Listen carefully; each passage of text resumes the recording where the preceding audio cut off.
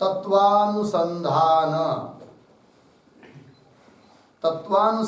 ग्रंथामध्ये पान नंबर 134 आणि 134 पेजवर पहिलीच पंक्ती आहे, मध्यभागी आहे और द्वासुपर्णा. सापडलं? चला, विषय हा चालू आहे की पूर्व पक्षी म्हणाला होता की अनुभव आणि श्रुती, अनुभवरूप प्रमाणावरून आणि श्रुतीरूप प्रमाणावरून जर भेदच सिद्ध होत आहे तर तुम्ही अभेदाचं प्रतिपादन कसं करता? तर त्याचं खंडन केलं की जो प्रत्यक्ष अनुभव तुला दिसून येतो आहे जीवांच्या ठिकाणी की मी ईश्वर नाही म्हणून, तो अनुभव भ्रमरूप आहे. उदाहरण सहित समजावून सांगितलं सिद्धांत्यांनी पूर्व पक्षाला. आता पूर्व पक्षाने जी भेद सिद्ध करण्याकरिता प्रमाण म्हणून श्रुती दिली होती, द्वासुपर्णा सयुजा सकाया, त्या श्रुतीला घेऊन देखील भेद सिद्ध होत नाही हे प्रतिपादन करतात आता सिद्धांती. पंक्ती पहा. और द्वासुपर्णा इत्यादिक उक्त श्रुति का ता जीव ईश्वर के भेद विषय तात्पर्य नहीं है. पूर्व पक्षी म्हणाला होता की या श्रुतीने काय सांगितलं आहे? भेद. सिद्धांती म्हणतात द्वासुपर्णा या श्रुतीचं तात्पर्य भेद प्रतिपादन करण्यामध्ये नाही आहे. जीव ईश्वर के भेद विषय तात्पर्य नहीं है. मग कशात तात्पर्य आहे? किंतु ता लोक सिद्ध भेद का अनुवाद करके ता श्रुती का अखंड ब्रह्म विषय ही तात्पर्य है. त्या श्रुतीने फक्त काय केलं? लोकसिद्ध, लोकांमध्ये सिद्ध जो भेद, अर्थात लोक ईश्वर आणि जीवाचं काय समजतात? भेदच समजतात. त्या भेदाचा फक्त अनुवाद केलाय. अनुवाद करणं याचा अर्थ श्रुतीला भेदच मान्य आहे असं नाही, तर भेदाचा अनुवाद करून श्रुतीचं तात्पर्य काय सांगण्यात आहे? अभेद सांगण्यामध्येच आहे असं. ता लोक सिद्ध भेद का अनुवाद करके ता श्रुति का अखंड ब्रह्म विषयी तात्पर्य है. काहे ते का बरं?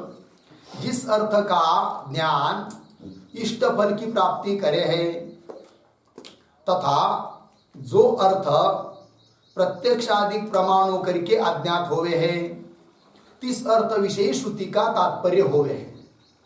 आता द्वासुपर्णा या श्रुतीचं तात्पर्य द्वैतात का नाही हे सिद्ध करून देत आहेत. कोण? ग्रंथकार सिद्धांती. काय म्हणतात? किंतु ता लोक सिद्ध भेद का अनुवाद करके ता श्रुति का अखंड ब्रह्म विषयी तात्पर्य. एवढं झालं ना. पुढे वरून तिसरी ओळ. काहे ते? का बरं? जिस अर्थ का ज्ञान इष्ट फल की प्राप्ती करे, ज्या अर्थाचं म्हणजे ज्या वस्तूचं ज्ञान काय करतं? इष्ट फलाची प्राप्ती करून देतं. अशाच अर्थाचं ज्ञान करून देत असते कोण? श्रुती. जो अर्थ लोकात प्रसिद्धच आहे त्याचंच ज्ञान जर श्रुती करून देऊ लागली तर श्रुतीमध्ये काय विशेषता राहील? काय प्रामाण्यता राहील? राहणार नाही. भेद तर लोक प्रसिद्धच आहे आणि त्या भेदाचंच प्रतिपादन जर श्रुती करू लागली तर श्रुतीने वेगळं सांगितलं ते काय? काहीच नाही. ठीक आहे. बरं, भेद ज्ञानापासून इष्टाची प्राप्ती होते असं नाही. जर भेद ज्ञानाने इष्ट जे सुख, परमसुख, त्याची प्राप्ती लोकांना झाली असती, मोक्षाची प्राप्ती जर लोकांना झाली असती तर काहीही न करता अनायास सर्व लोक मुक्त झाले असते. कारण लोकांच्या ठिकाणी अगोदरच पहिल्यापासून काय विद्यमान आहे? भेद विद्यमान आहे. पण भेदाने मोक्ष प्राप्त होत नाही. पंक्ती पहा. काय ते? जिस अर्थ का ज्ञान इष्ट फल की प्राप्ती करे है, प्राप्ती करून देतो. तथा आणखीन जो अर्थ प्रत्यक्ष अधिक प्रमाणू करके अज्ञात होवे. बरं, असा अर्थ, अशी गोष्ट की जी प्रत्यक्ष अधिक प्रमाणाच्या द्वारे जाणल्या जात नाही तिचं ज्ञान करून देत असते कोण? श्रुती. कोणत्या अर्थाचं ज्ञान करून देते? की त्या ज्या अर्थाचं, ज्या वस्तूचं ज्ञान झालं असता इष्टाची प्राप्ती होते. पहिली गोष्ट. जे ज्ञान झालं असतं असं ते ज्ञान असावं की जे प्रत्यक्ष आदी प्रमाणाच्या द्वारे जाणल्या जात नाही अशी ती वस्तू असावी. तिचं ज्ञान करून देते कोण? श्रुती. तथा जो अर्ध शब्द छापला तिथं अर्थ पाहिजे. तथा जो अर्थ प्रत्यक्षाधिक प्रमाणु करके अज्ञात होवे है तीस अर्थविषयी अशा अर्थामध्येच श्रुती का तात्पर्य होवे, अशा अर्थामध्येच असतं तात्पर्य कुणाचं? श्रुतीचं. और सो जीव ब्रह्म का भेद अज्ञात नाही आहे. जीव ब्रह्माचा भेद लोकांना ज्ञात आहे का अज्ञात आहे? ज्ञात आहे. सर्वांना माहिती, म्हणजे सर्व लोक भेदच समजतात, अभेद समजत नाही. मग जी गोष्ट ज्ञात आहे लोकांना तिचंच ज्ञान श्रुती करून देऊ शकत नाही. और सो जीव ब्रह्म का भेद अज्ञात नहीं है, अज्ञात नहीं है. किंतु शास्त्र संस्कार ते रहित पुरुषों को भी, ज्याला अजिबात काडी मात्र सुद्धा शास्त्राचे संस्कार नाही अशा माणसाला जरी विचारलं तरी सुद्धा तो काय समजतो? माझ्या स्वतःत आणि ईश्वरामध्ये भेद समजतो का? भेदच समजतो. शास्त्र संस्कारों ते रहित पुरुषों को भी मैं ईश्वर नहीं हूं, इस प्रकार ते ज्ञात ही है, माहितीच आहे त्याला. और ता भेद के ज्ञान ते कोई इष्टफल की प्राप्ती भी होती नहीं. त्या भेद ज्ञानापासून कुणाला इष्टफलाची प्राप्ती झाली असं काही उदाहरण आहे का? नाही आहे. जर भेद ज्ञानाने मोक्ष झाला असता तर आतापर्यंत एकही जीव बंधनात राहिला नसता, सारेच मुक्त झाले असते. कारण भेद ज्ञान हे जीवांच्या ठिकाणी स्वभाव सिद्ध आहे, त्याला वेगळ्या रूपाने काही शिकण्याची गरज पडत नाही. और ता भेद के ज्ञान ते कोई इष्टफल की प्राप्ती भी होती नहीं है. उलट भेद ज्ञानापासून भय आहे. काय? मृत्यू हो स मृत्युम आपनोती यह नाना इव पश्यती. श्रुती सांगते मृत्यूपासून तो मृत्यूलाच प्राप्त होतो जो इथं थोडा देखील भेद पाहतो. भेद पाहणारा मृत्यूलाच प्राप्त होतो, अर्थात जन्ममरण संसारालाच प्राप्त होतो, मुक्त होत नाही. इस श्रुती ने ता भेददर्शी पुरुष को पुनः पुनः जन्म मरण की प्राप्ती कथन करी आहे. भेद पाहणाऱ्या पुरुषाला काय सांगितलं आहे? पुन्हा पुन्हा जन्म मरणाची प्राप्ती सांगितलेली आहे. तथा आणखीन सांगताय श्रुती, अथ यह अन्याम देवताम उपास्ते अन्य असौ अन्य अहम अस्मि इति न स वेद यथा पशु. अर्थ पहा, श्रुती आहे. आता यह अन्याम देवताम उपासते, जो अन्य देवतेची उपासना करतो. कशा रूपाने? भेद रूपाने. अन्य असौ अन्य अहम, हा उपास्य देव अन्य आहे, वेगळा आहे. उपासक करणारा मी वेगळा आहे. अन्य असौ अन्य अहम अस्मि इति, असा जो भेदाने उपासना करतो, भेद पाहतो, तो न स वेद, तो यथार्थ तत्वाला जाणतच नाही. कशाप्रमाणे? यथा पशु, जसे पशु आपल्या स्वरूपाला किंवा कोणत्या स्वरूपाला यथार्थ रूपाने जाणत नाही, त्याप्रमाणे भेद पाहणारा उपास्य तत्वाला यथार्थ रूपाने जाणत नाही. इस श्रुतीने ता भेददर्शी पुरुष को पशु के तुल्य काय? भेद पाहणाऱ्या मनुष्याला काय म्हटलं आहे? पशु तुल्य आहे, पशुच आहे अशी निंदा केली आहे. याते ता श्रुती का जीव ब्रह्म के भेद विषय तात्पर्य नाही आहे. म्हणून ता श्रुती का त्या श्रुतीचं, कोणत्या श्रुतीचं? द्वासुपर्णा सयुजा सखया, या श्रुतीचं. याते ता श्रुती का जीव ब्रह्म के भेद विषय, जीव ब्रह्माचा भेद सांगण्यामध्ये तात्पर्य नाही आहे. किंतु मग तात्पर्य कशात आहे? अखंड ब्रह्माचा बोध करून देण्यामध्येच तिचं तात्पर्य आहे. किंतु अखंड ब्रह्मविषयी तात्पर्य आहे. मग म्हणे का स्पष्ट रूपाने भेद दिसतो? अहो, तो भेदाचा अनुवाद केलाय. जीवाच्या बुद्धीमध्ये जो भेद पहिल्यापासून बसलेला आहे ना, त्याचा फक्त काय केला आहे? अनुवाद केलाय. भेद सांगण्यात तात्पर्य नाही. तहा सह सो अखंड ब्रह्म प्रत्यक्षाधिक प्रमाणों का अविषय होणे ते अज्ञात भी है. बर, अखंड ब्रह्माचं ज्ञान करून देण्यासाठी श्रुती प्रवृत्त आहे. का बरं? त्या अखंड ब्रह्माचं ज्ञान लोकांना अज्ञात आहे, ज्ञात नाही. आणि अज्ञात वस्तूचं ज्ञान करून देते कोण? श्रुती. सो अखंड ब्रह्म प्रत्यक्षाधिक प्रमाणों का अविषय होणे ते, प्रत्यक्षाधिक प्रमाणाचा विषय नाही आहे, अविषय होणे ते अज्ञात भी आहे. और आणखीन श्रुती सांगते, तरति शोकम आत्मविद, आत्मविद शोकम तरति. आत्मविदता पुरुष शोकाला तरुण जातो. ब्रह्मविद आपनोती परम, ब्रह्मवेत्ता परम पदाला प्राप्त होतो. पुन्हा ब्रह्मविद ब्रह्म एव भवती, ब्रह्मवेत्ता ब्रह्माला जाणणारा काय होतो, ब्रह्मच होतो. इत्यादि श्रुतियों ने त अखंड ब्रह्म के अज्ञान का अनर्थ की निवृत्ति तथा परमानंद की प्राप्ति रूप फल कथन कर्या है. सापडलं पहा. इत्यादी श्रुतीने काय सांगितलं मग, अखंड ब्रह्म के, अखंड ब्रह्माचं ज्ञान जर झालं तर अज्ञान रूप अनर्थाची निवृत्ती आणि परमानंदाची प्राप्ती होते असं सांगितलं आहे. तर अतिशोकमात्मवित इत्यादी श्रुतींनी पंक्ती समजून घ्या. तर अखंड ब्रह्म के अज्ञान का, अज्ञान का अनर्थ के की नाही, त्याचा अर्थ काय समजायचा, अखंड ब्रह्माचं जे अज्ञान रूप अनर्थ असा अर्थ करायचा. अखंड ब्रह्माचं ज्ञान आहे का, नाही, मग काय आहे, अज्ञान. आणि अज्ञान हाच काय आहे, अनर्थ आहे. अज्ञान का अनर्थ की म्हणजे काय, अखंड ब्रह्माचं जे अज्ञान ते अज्ञानच अनर्थ, त्या अज्ञान रूप अनर्थाची निवृत्ती असं सांगितलंय श्रुतीने, आणि परमानंदाची प्राप्ती. अखंड ब्रह्म के अज्ञान का अनर्थ की निवृत्ती तथा परमानंद की प्राप्ती रूप फल कथन कर्या है. झाला अर्थ. याते म्हणून तर अखंड ब्रह्म विषय ही ता श्रुती का तात्पर्य सिद्ध होते आहे. म्हणून त्या अखंड ब्रह्माचं बोध करून देण्यामध्येच त्या श्रुतीचं काय आहे, तात्पर्य आहे हे सिद्ध होतं. झालं इथपर्यंत पूर्ण. पूर्व पक्षाचं खंडन केलं. भेद नाही, अभेद आहे. आता पुन्हा शंका करतोय पूर्व पक्षी. शंका, अखंड ब्रह्म ही महावाक्यों का अर्थ है, यह पूर्व आपने कया.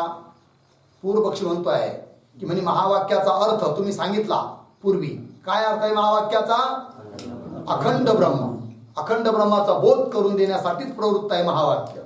संसर्ग रूप अर्थ किंवा विशिष्ट रूप अर्थ बोध करवित नाही महावाक्य, असं तुम्ही सांगितलं म्हणे. अखंड ब्रह्म ही महावाक्यों का अर्थ है, यह पूर्व आपने कया. तहा ब्रह्म विशेष अखंडपणा क्या है, सरळ प्रश्न. म्हणजे अखंडपणा म्हणजे काय, ब्रह्माच्या ठिकाणी किंवा अखंड ब्रह्माचा बोध, तर अखंड ब्रह्म म्हणजे नेमकं काय तेच आम्हाला कळालं नाही, ते समजावून सांगा असं म्हणतोय कोण, पूर्व पक्षी.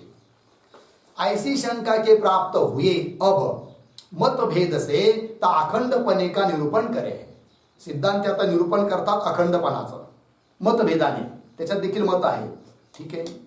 तहा त्यात सर्वात पहिलं विजातीय स्वजातीय आलंय की नाही, स्वच्या ठिकाणी काय पाहिजे, सजातीय.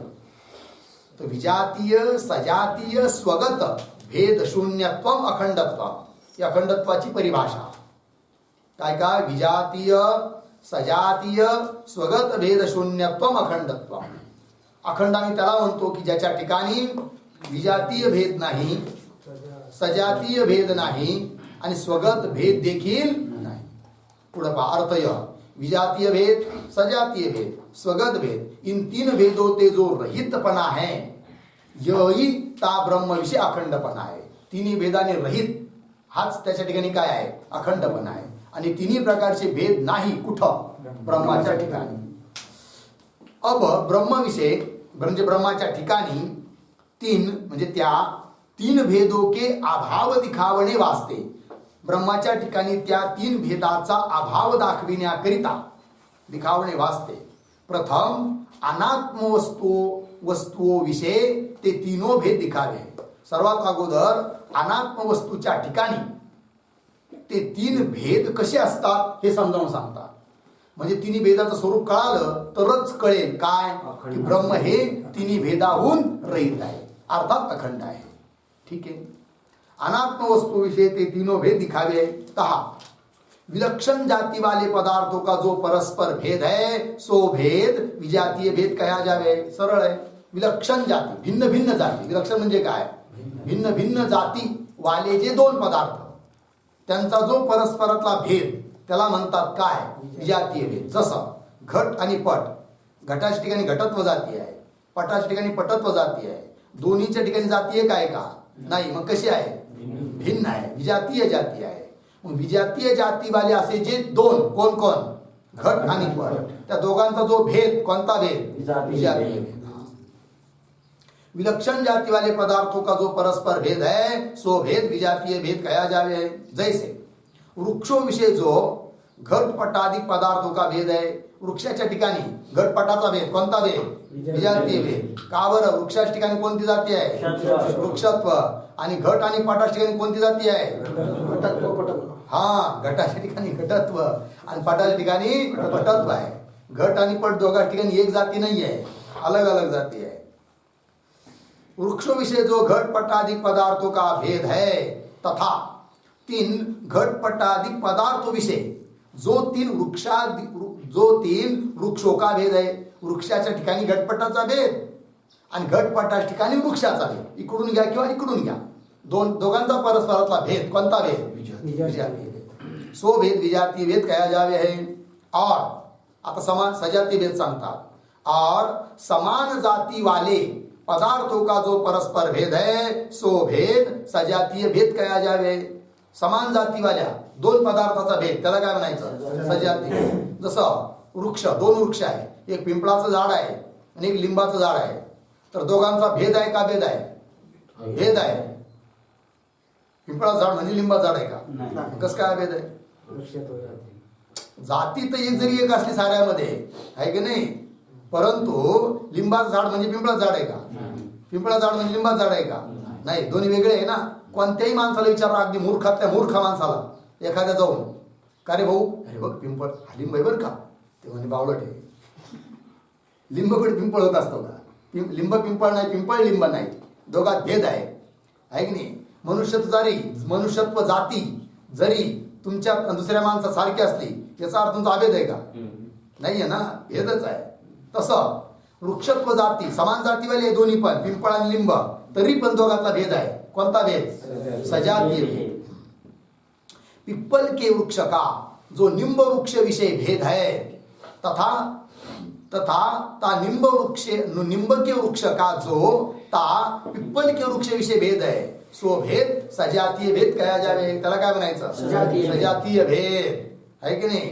देवदत्त आणि यज्ञदत्त दोघांमध्ये मनुष्यत्व जाती एक जरी असली तरी दोघांमध्ये भेद आहे का? भेद आहे. भेद आहे. जर अभेद मानला तर काय होईल? समजा घडीवर अभेद मानला तर काय होईल? काय व्हायला पाहिजे? काय नाही व्हायला पाहिजे? हा, जर दोघांचा अभेद असेल तर देवदत्ताने जेवण केलं तर यज्ञदत्ताचं पोट भरायला पाहिजे. भरतं का? नाही भरत. जर तसं असतं तर लय चांगलं झालं असतं आहे की नाही. एकाने जेवायला जायचं, एकाने घरीच थांबायचं. तिकडे तो जेवला, तिकडे याचं पोट भरलं असतं. पण असं होतं का? नाही होत. का? हा, भेद आहे, अभेद. सो भेद सजातीय भेद कहा जावे है. और वृक्ष विषय स्थित जे पत्र पुष्प शाखादिक है, तीन पत्रादिकों का जो ता वृक्ष विषय भेद है सो भेद स्वगत भेद कहा जावे. स्वगत भेद आता कोणत्याही वस्तूच्या स्वरूपाच्या अंतर्गत जो भेद त्याला म्हणायचं काय? स्वगत भेद. जसं उदाहरण घेतो वृक्ष, तर झाड एकच आहे. कोणतं एक झाड घ्या, उदाहरण जांभळीचं झाड घेतलं आहे की नाही. त्याच्यामध्ये अनेक प्रकार आहेत. जांभळीचं खोड, फांद्या, पानं, फुलं, फळं हे सारे एकच आहे का?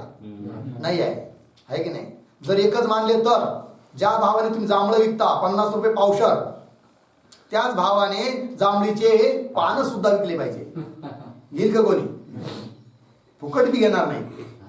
कळलं की नाही? उलट हानतीन धरून. का बरं? भेद आहे. कशात? पानं, फुलं, खोड याच्यामध्ये काय आहे? भेद. तो कोणता भेद? स्वगत भेद. तेच दिले आहे. वृक्षविषय आहे की नाही. वृक्षाच्या ठिकाणी स्थित जे पत्र म्हणजे झाडाचं पान, आणि एक पत्र होतं पूर्वी पोस्टातून ह्या घरून त्या घरी जायचं, चिठ्ठी पत्र आहे की नाही. मामाचं पत्र पाहिलंय कधी? पत्र आता तुम्हाला ते पाहायलाच भेटलं नाही, कारण तुमचा जन्म होण्याच्या अगोदरच ते बंद झाले मोबाईल आल्यामुळं आहे की नाही. पहिली पत्र होते 15 पैशाला यायचं, नंतर 25 पैशाला झालं, नंतर 50 पैशाला झालं आणि बंदच पडलं. कळलं की नाही. त्याच्यात पत्ता लिहायचा आणि तुला काय मनात आहे ते इकडून लिहून टाकायचं पर्या जागेवर आणि पाठवून द्यायचं. मग ते तिकडे जाणार, वाट पाहणार तिकडे बी. अहो पोस्टमन साहेब आमचं पत्र आलं का? हो एखादं लगेच सापडलं आलं तर मग लगेच वाचणार. वाचायला येत नसलं तर शोधून वाचून घ्यायचे पूर्वीचे लोक, समाचार कळायचा मग ते पत्र. पण त्याच्यावर जर पत्ता असेल तरच ते पोहोचतं कुठं, कोणाच तरी घरी ठिकाणावर.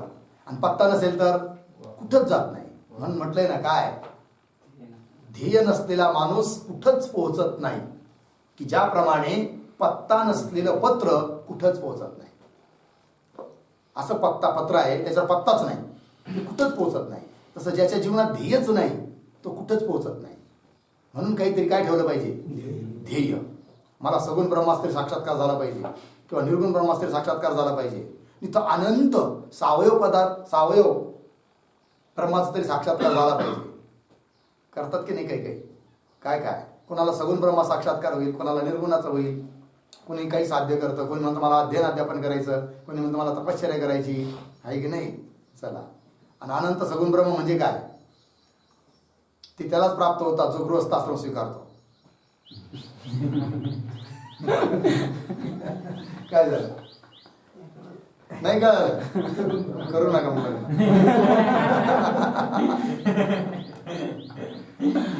लग्न केले तर 2 आताचे 4 हात होता, 4चे 6, 6चे 8, 10 अनंत ब्रह्माची प्राप्ती. तसलं काही ध्येय ठेवू नका, म्हणजे तो दुःखाचाच मार्ग आहे. कळलं की नाही. चला, और वृक्ष विषय स्थित जो पत्र पुष्प शाखादिक है, 3 पत्रादिकों का जो होता वृक्ष विषय भेद, सो भेद स्वगत भेद कया जावे. लागलं. इस प्रकार सर्व अनात्म पदार्थ उक्त 3 भेदों वाले ही है. जेवढे म्हणून जगात अनात्म पदार्थ आहे ते सारे कसे आहेत, त्या 3 भेदाने युक्त असतात. कोण, सजातीय भेद, विजातीय भेद, स्वगत भेद. और ब्रह्म विषय उक्त 3 भेदों में कोई प्रकार का भी भेद संभावता नहीं. ब्रह्माच्या ठिकाणी या 3 भेदापैकी कोणताच भेद नाही आहे. सो दिखावे, कसं काय बरं. तहा ब्रह्म विषय विजातीय भेद तभी सिद्ध होवे जबी ब्रह्म ते भिन्न कोई वस्तू सत्य होवे.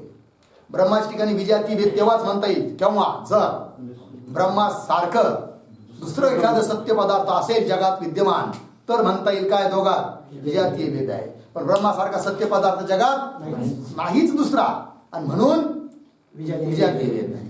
ब्रह्म विषय विजातीय भेद तभी सिद्ध होवे जबी ब्रह्म ते भिन्न कोई वस्तू सत्य होवे.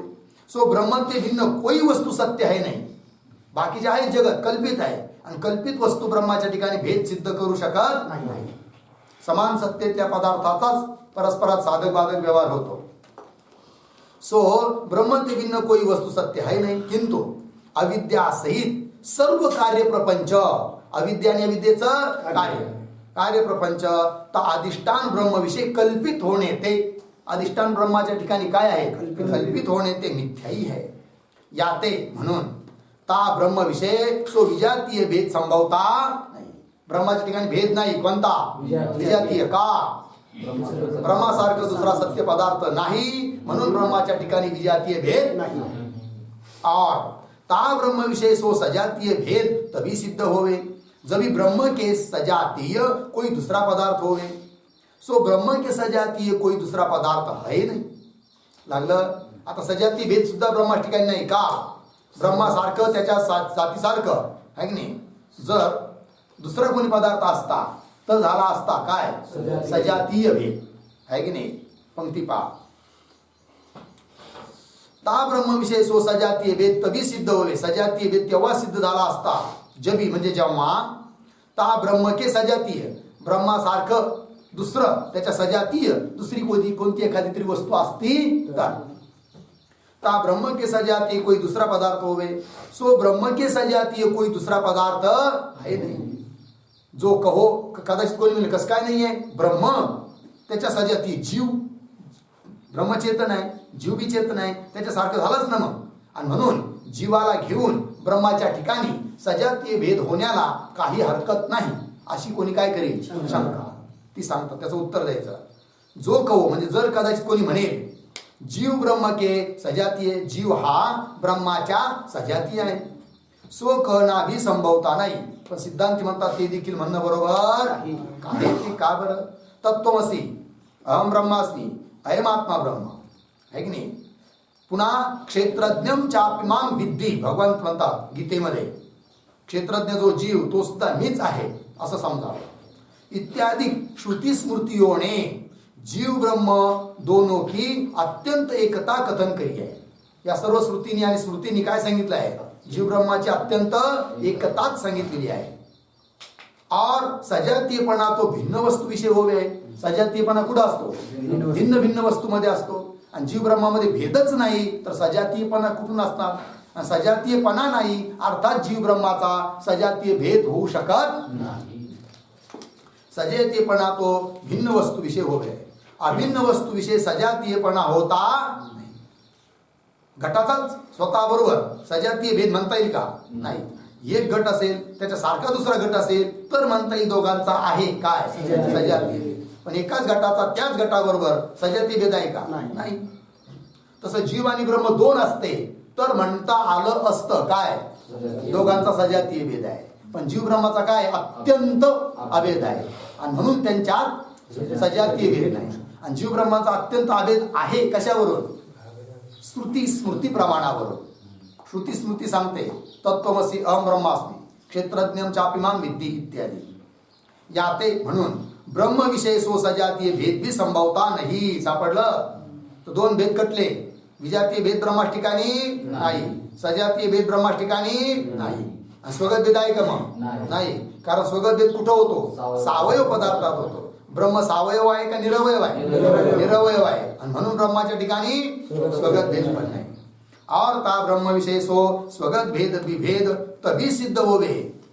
तेव्हा सिद्ध होईल जेव्हा ता ब्रह्म विषय अवयव, गुण, क्रिया, जाती, संबंध इन पाचों विषय कोई भी विद्यमान होवे.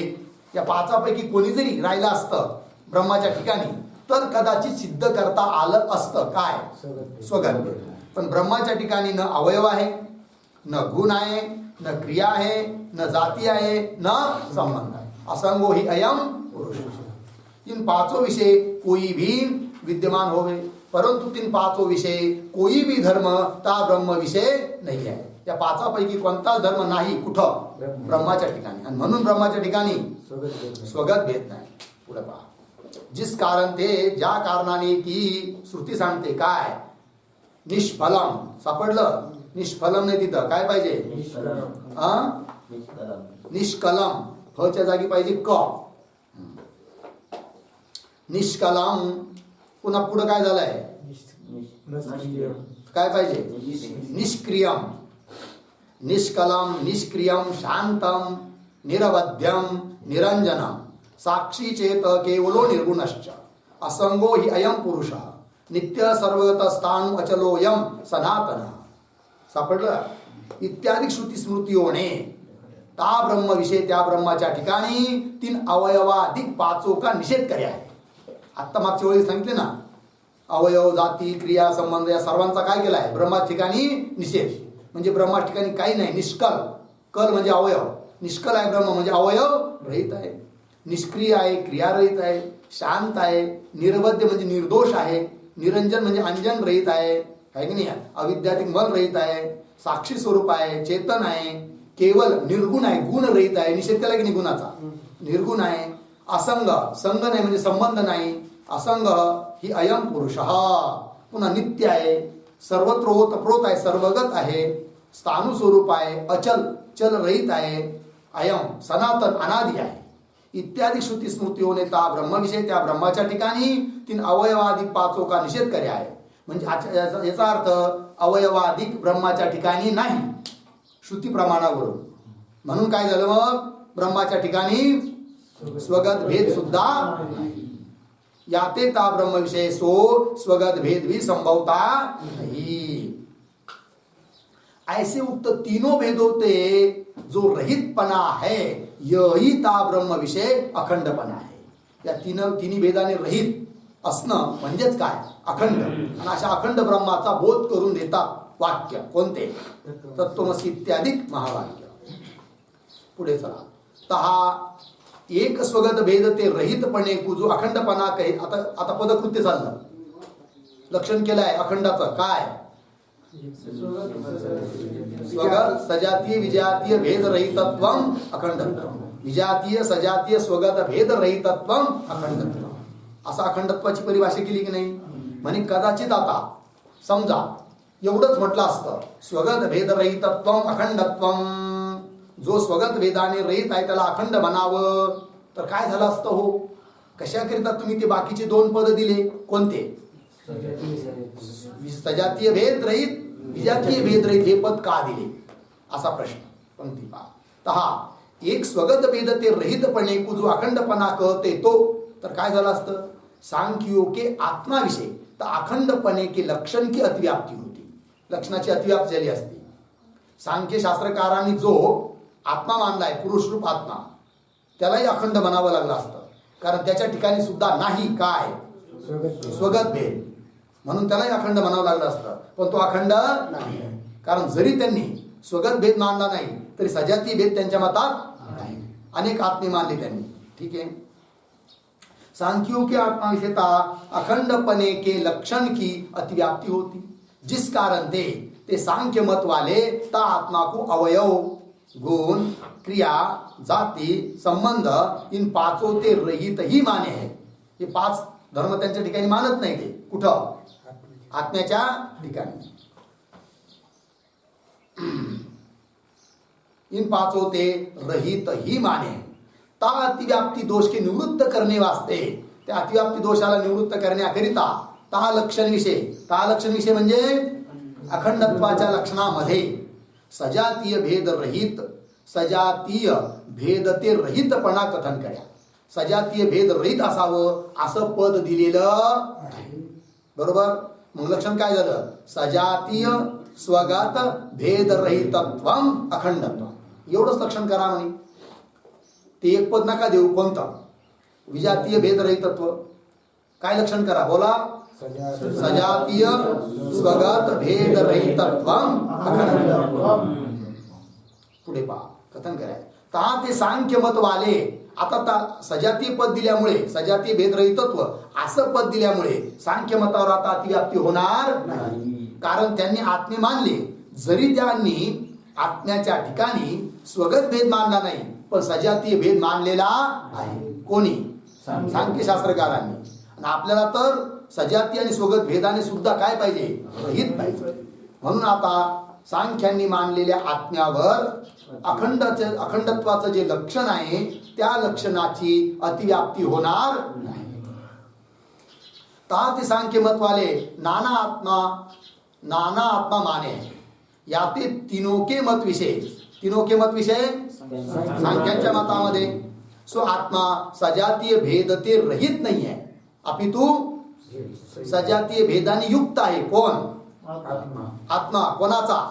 सांख्यांचा आत्मा कसा आहे सजातीय भेदाने युक्त आहे की नाही. म्हणून आता तिकडे लक्षण जाणार नाही. किंतु सजातीय भेद वाला ही है सांख्यांचा आत्मा. याते ता आत्मा विषय अतिव्याप्ती होवे किंवा सजातीय स्वगत इन दोनों दो भेदों ते रहितपणे को जो अखंडपणा कहते एवढंच लक्षण केलं. सजातीय स्वगत भेद रहितत्वम अखंडत्वम असंच जर लक्षण केलं तर काय होईल बरं सांगतात. जो अखंडपणा कहते तो आकाश विषयता लक्षण की अतिव्याप्ती होती. लक्षण केलं कशाचं अखंडपणाचं. लक्षण जाईल कुठं आकाशावर. कारण आकाशाच्या ठिकाणी सुद्धा नाही कोण स्वगत भेद सजातीय भेद. अतिव्याप्ती होईल. ती अतिव्याप्ती होऊ नये म्हणून लक्षणात पद दिलं कोणतं विजातीय भेद रहित आहे की नाही. आणि ते पद दिल्यामुळे आता आकाशावर अतिव्याप्ती होणार नाही. कारण आकाशाच्या ठिकाणी जरी स्वगत भेद सजातीय भेद नसला तरी विजातीय भेद आहे. आणि आपल्याला तर विजातीय भेद सुद्धा नको आहे म्हणून आता आकाशावर अतिव्याप्ती होणार नाही. चला तो आकाश विषयता लक्षण की अतिव्याप्ती होती. आहे ते सो आकाश एक है या ते सजातीय भेद ते रहित है. आकाश एक असल्यामुळे कसं आहे सजातीय भेदाने रहित है.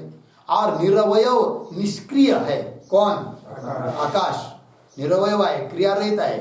या ते स्वगत भेद ते भी रहित है. कौन आकाश. ता अतिव्याप्ती दोष के निवृत्त करणे वास्ते आकाशावर होणाऱ्या अतिव्याप्तीचं वारण करण्याकरिता ता लक्षण विषय म्हणजे त्या अखंडत्वाच्या लक्षणामध्ये विजातीय भेद रहितपणा कथन करे आहे. म्हणून विजातीय भेद रहित हे पद पण देणं गरजेचं आहे. तासो आकाश विजातीय भेद ते रहित नाही आहे. आकाश कसा आहे? विजातीय भेदाने युक्त आहे, विजातीय भेदाने रहित नाही. किंतु पृथ्वी आदि विजातीय पदार्थों के भेद वाला ही है कौन? आकाश. याते ता आकाश विषयता लक्षण की अतिव्याप्ती होवे म्हणून आता त्या लक्षणाची आकाश या ठिकाणी होत नाही. काय?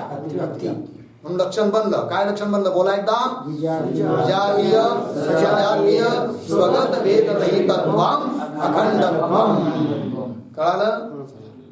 किंवा एक विजातीय भेद ते रहितपणे को जो अखंडपणा करते. आता आणखीन पदकृत्य म्हणजे मग एवढंच काम करू की आकाशावर लक्षणाची अतिव्याप्ती होऊ नये एवढंच तुमचं मनोगत आहे ना.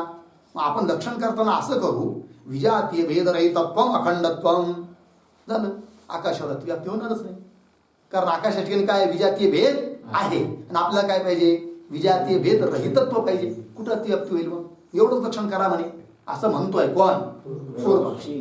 किंवा एक विजातीय भेद ते रहितपणे को जो अखंडपणा कळते तो तर काय झालं असतं? ता ब्रह्मविषय सजातीय स्वगत इन दो भेदों की प्राप्ती होवेगी. हा दोष येईल. ब्रह्मा ठिकाणी काय येईल? सजातीय भेद भी प्राप्त होईल आणि स्वगत भेद भी प्राप्त होईल. कारण तुम्ही लक्षण काय केलं? फक्त विजातीय भेद रहितत्व. फक्त विजातीय भेद ज्याच्या ठिकाणी नाही त्याला म्हणायचं अखंड. मग सजातीय भेद असला तरी चालतं, स्वगत भेद असला तरी चालतं असा अर्थ निघेल. अर्थात ब्रह्माच्या ठिकाणी विजातीय भेद जरी नाही तरी स्वगत भेद सजातीय भेद सिद्ध होईल आणि ते तर आपल्याला मान्य नाही. आणि म्हणून लक्षणामध्ये लक्षण करताना केवळ विजातीय भेद रहितत्व एवढंच लक्षण करून जमणार तेच दिलं आहे.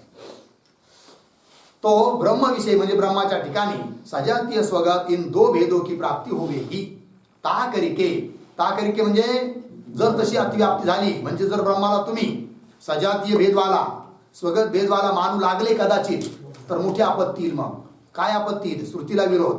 काय सांगते श्रुती? एकम एव द्वितीयम ब्रह्म. इस श्रुती का विरोध होवेगा. या श्रुतीला सुद्धा विरोध येईल. केव्हा? जर ब्रह्माच्या ठिकाणी सजातीय भेद मानला स्वगत भेद मानला तर ता श्रुती विरोध के निवृत्त करणे वास्ते त्या श्रुती बरोबर विरोध येऊ नये, विरोध निवृत्त व्हावा याकरिता ता श्रुती विरोध के निवृत्त करणे वास्ते ता लक्षण विषय म्हणजे कोणत्या लक्षणामध्ये? अखंडत्वाच्या लक्षणामध्ये सजातीय भेद रहितपणा कया.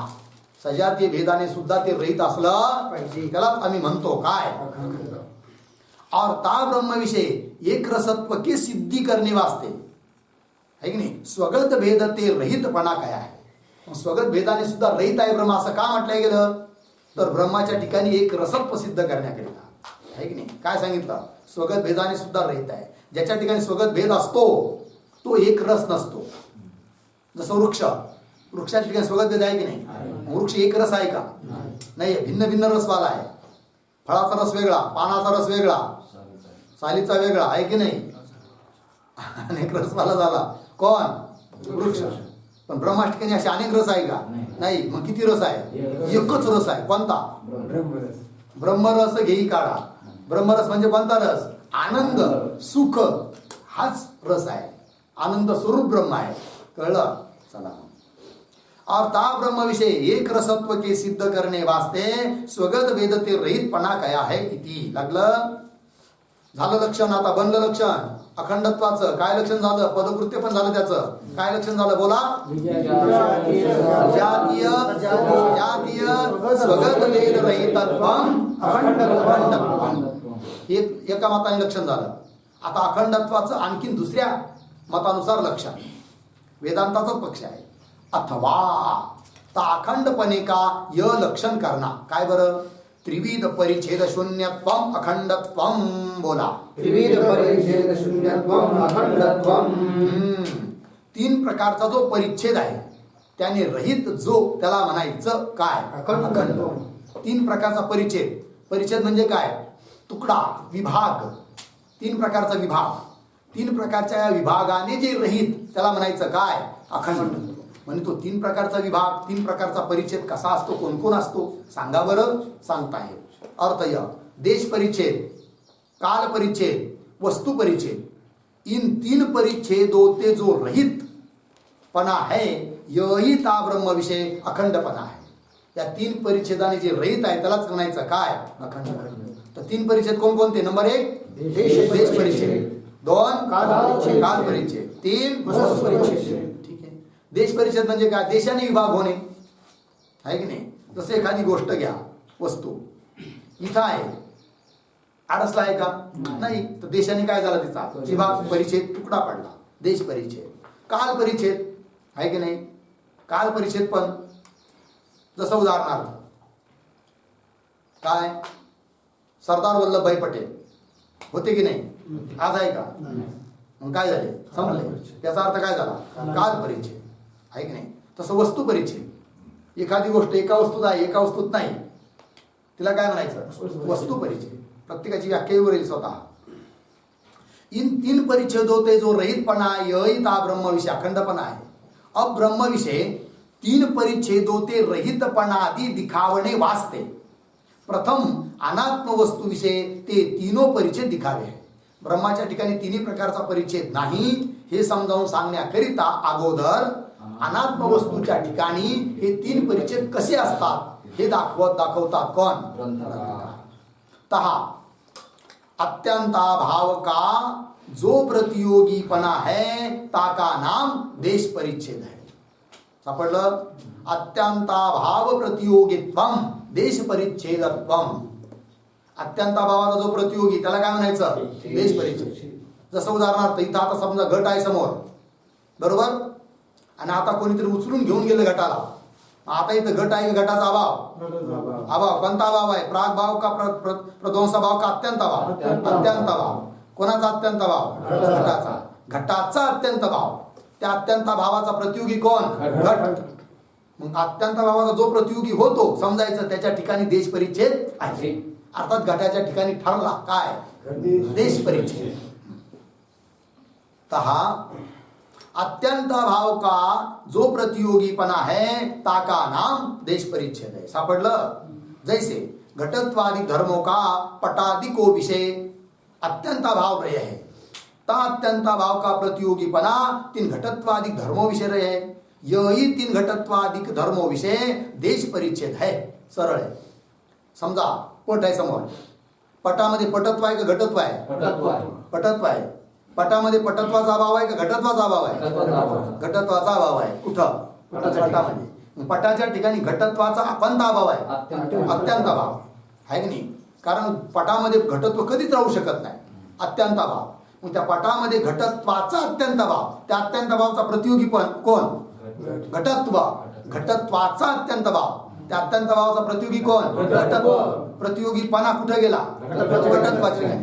अशा रीतीने प्रतियोगीपणा घटत्वा ठिकाणी गेला, अर्थात त्याच्या ठिकाणी आहे काय देश परिच्छेद. ज्याच्या ठिकाणी अत्यंत भावाचा प्रतियोगीपणा आहे त्याच्या ठिकाणी देश परिच्छेद आहे. हा कळलं. जैसे घटत्वादिक धर्मों का पटत्वादिक पटादिको विषय, पटादिकाच्या ठिकाणी अत्यंत भाव रहे कोणती लागतायत ना. हा ता अत्यंत भाव का प्रतियोगीपणा 3 घटत्वादिक धर्म विषय रहे. घटत्वादिक धर्माच्या ठिकाणी आहे कोण? अत्यंता भावाचा प्रतियोगीपणा. यही म्हणजे हा प्रतियोगीपणाच. यही 3 घटत्वादिक धर्मो विषय घटत्वादिक धर्माच्या ठिकाणी देश परिच्छेद आहे. लागलं. और आता दुसरं लक्षण काल परिच्छेदाचं लक्षण करतात. और प्राग भाव का तथा प्रध्वंसा भाव का जो प्रतियोगीपणा है ताका नाम काल परिच्छेद है. झालं.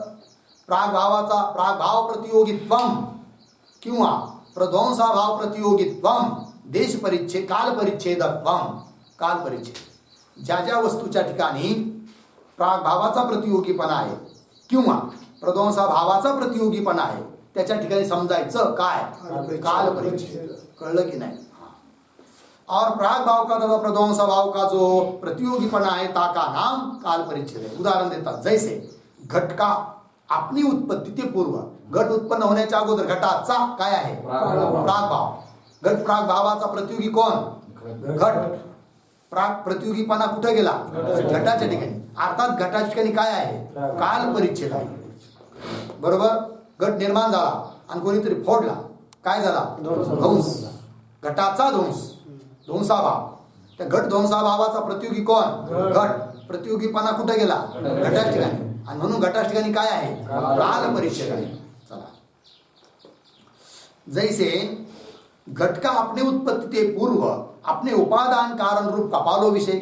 घटाचं उपादान कारण कोण? कपाल. त्या कपालाच्या ठिकाणी प्रागभाव रे आहे. तथा अपने नाशते अनंतर घट उत्पन्न झाला आणि कोणीतरी फोडला, नाश झाला. नाशानंतर तीन कपालो विषय, त्या कपालांच्या ठिकाणी प्रध्वंसभाव रे आहे.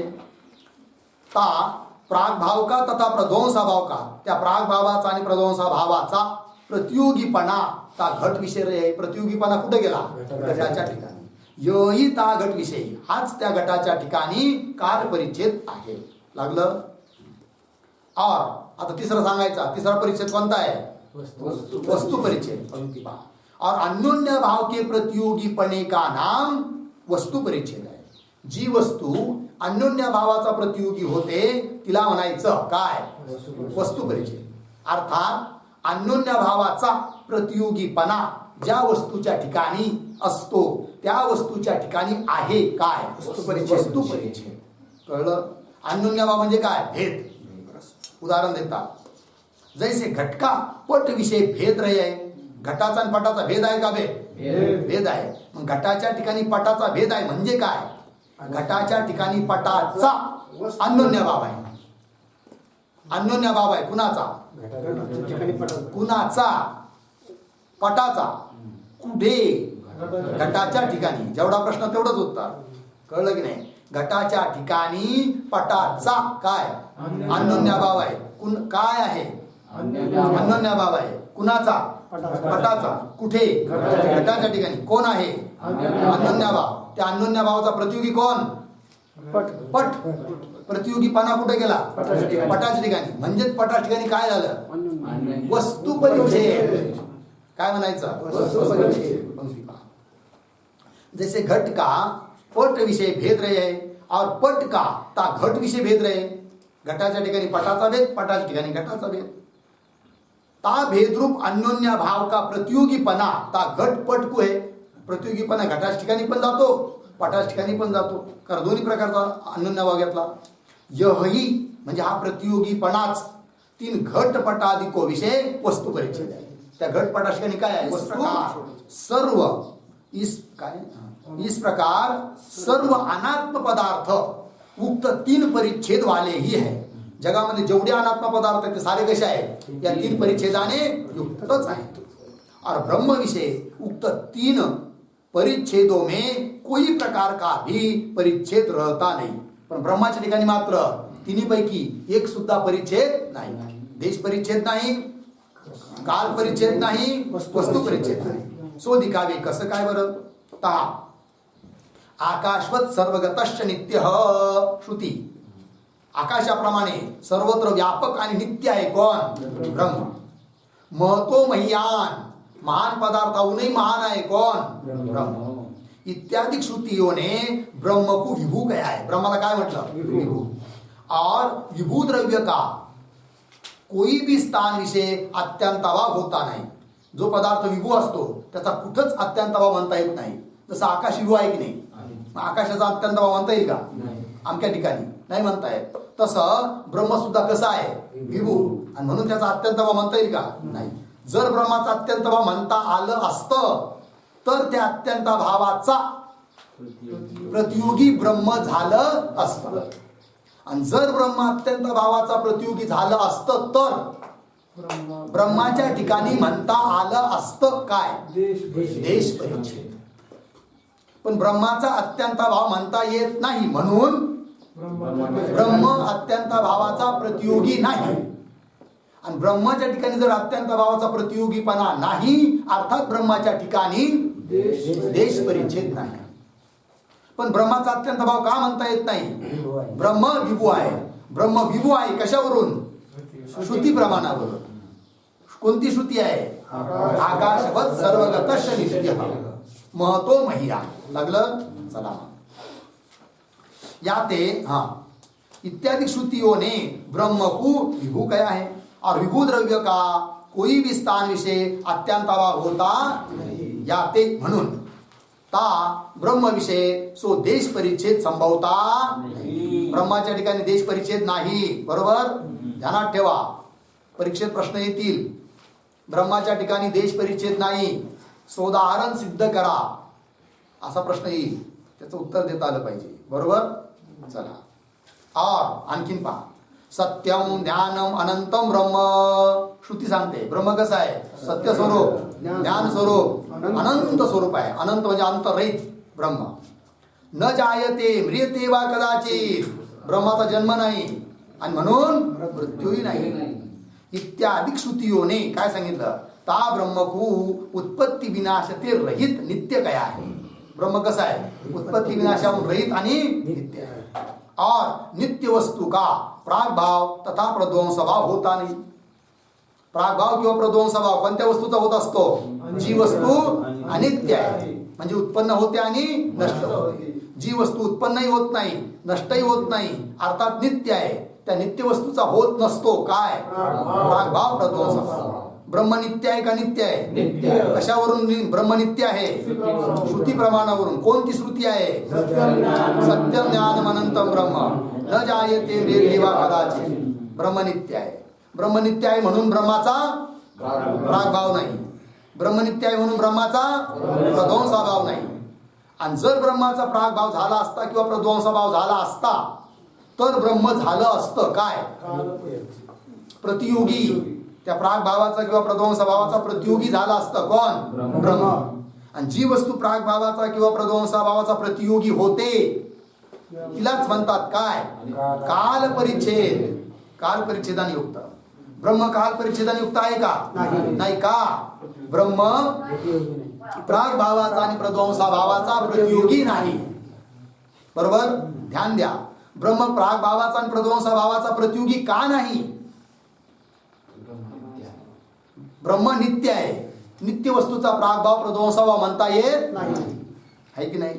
अर्थात ब्रह्माच्या ठिकाणी काल परिच्छेद लक्षात आलं का? पण चला. इत्यादि श्रुतियों ने ता ब्रह्म को उत्पत्ति विनाश से रहित नित्य कहा है और नित्य वस्तु का प्रागभाव तथा प्रध्वंसाभाव होता नहीं जाते. म्हणून ता ब्रह्म विषय त्या ब्रह्माच्या ठिकाणी सो काल परिच्छेद भी संभवता नाही. काल परिच्छेद सुद्धा नाही. कुठं? और आता पुढे पहा. स्वप्न पदार्थों की न्यायी सर्व जगत ब्रह्म विषय आरोपित होणे ते मिथ्या आहे. ज्याप्रमाणे कुटस्थाच्या ठिकाणी स्वप्न पदार्थ आरोपित म्हणजे अध्यस्त असल्यामुळे सर्व स्वप्न पदार्थ कसे असतात? कल्पित, मिथ्या. त्याप्रमाणे अधिष्ठान ब्रह्माच्या ठिकाणी, चैतन्य स्वरूप ब्रह्माच्या ठिकाणी सर्व जगत कसं आहे? कल्पित आहे, अध्यारोपित आहे आणि म्हणून मिथ्या आहे. पंक्ती पहा.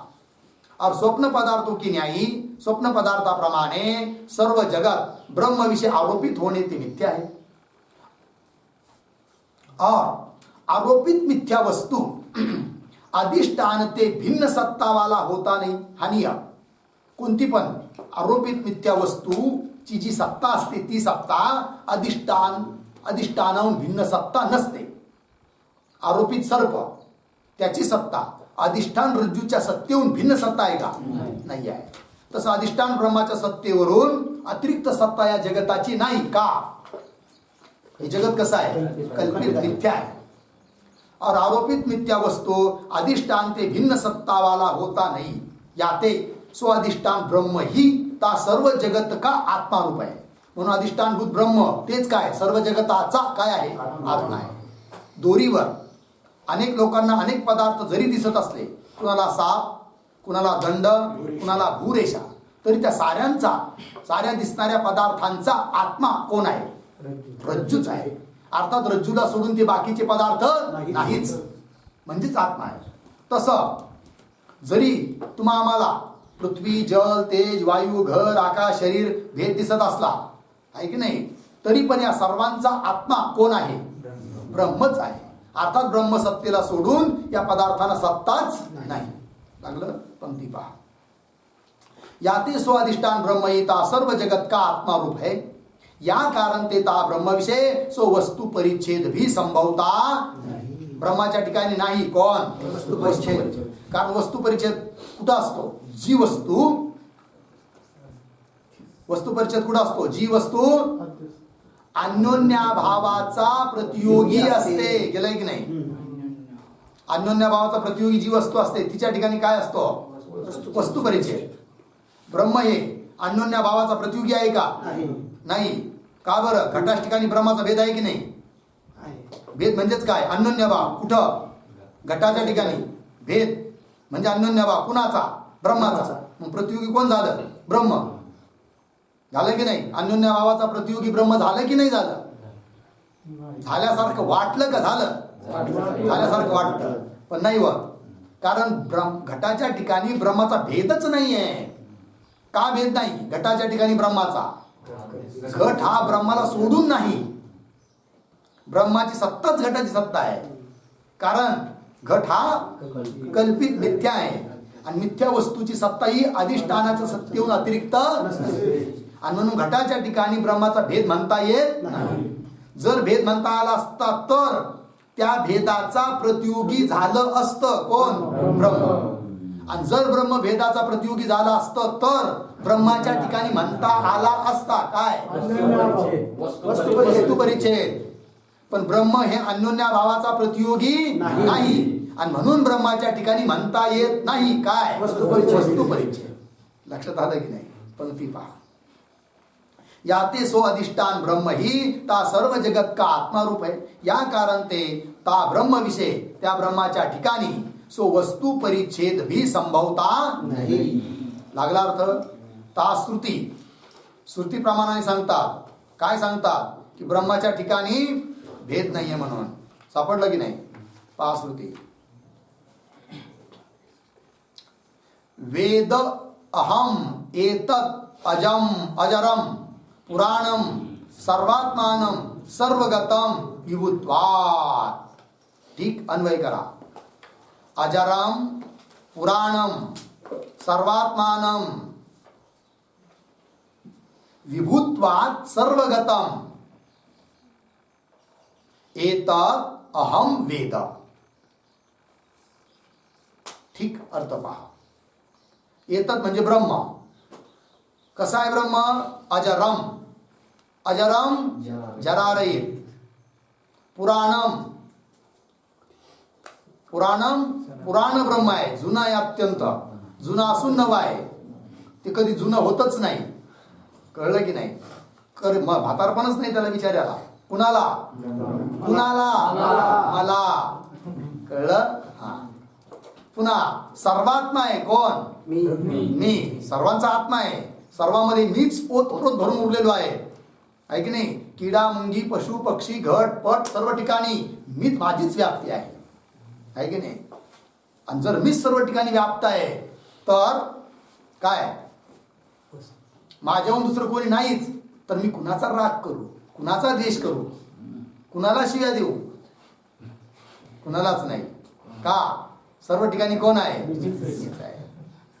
सर्वात्मा. सर्वात्मानम. पुन्हा विभुत्वात सर्वगतम. ब्रह्म कसं आहे? विभू असल्यामुळे सर्वगत आहे. एतत् अशा प्रकारचं ब्रह्म अहम वेद. मीच आहे. मी त्याला जाणतो ब्रह्मरूपाने अहम रूपाने.